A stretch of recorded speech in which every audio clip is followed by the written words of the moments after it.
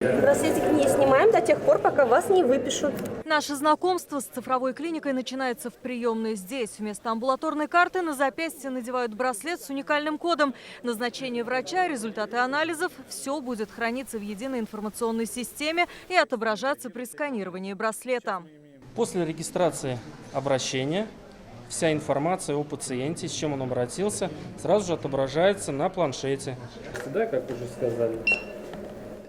Дальше пациента ведут в смотровую. Здесь снова сканируют штрих-код. Медбрат измеряет давление, проверяет сатурацию, спрашивает о жалобах. Здесь же врач-терапевт проводит первичный прием. Все данные вносятся в единую систему. Назначают первые анализы. Стало намного удобнее сделать назначение, потому что есть программа системы поддержки врачебных решений. И уже под определенную патологию у нас есть заданный комплекс обследований, чтобы не назначить ничего лишнего, чтобы ничего не забыть. Это стало намного удобнее. И, наверное, самое главное для врача, что у нас есть вся история болезни пациента в программе. Сейчас будет укольчик. Никаких бумаг. Один ПИК заменяет выписку бумажных направлений, введение амбулаторных карт, архив с историями болезней. Это оберегает от врачебных ошибок, чтобы где-то что-то не назначено. Да? Здесь уже стопроцентно то, что назначено врачом, именно вам будет отображено в информационной системе. Остались в прошлом даже электронные ключи. Теперь доступ медперсонала по камерам распознавания лиц. Вместо шкафов с историями болезни – компьютеры и планшеты. А у медсестер и вовсе свои смарт-тележки. В них компьютер, сканер, таблетки и таблетницы. Если произошла ошибка, нам система сигнализирует красный крест.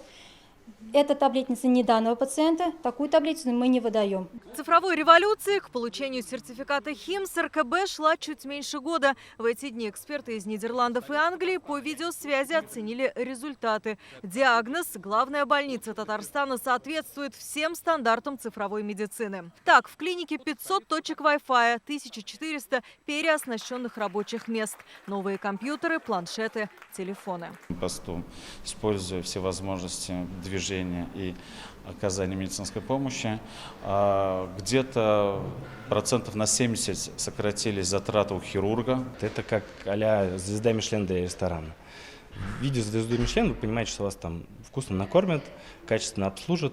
Вот если там для более старших зрителей, да, то это ГОСТ. На мне был вот этот браслет. Никаких амбулаторных карт и лишних бумаг. Практически как в отелях All Inclusive. Только вместо лучшего питания и обслуживания я получила современную цифровую медицинскую помощь. Алия Хайрудинова, Игорь Романов, ТНВ, Казань.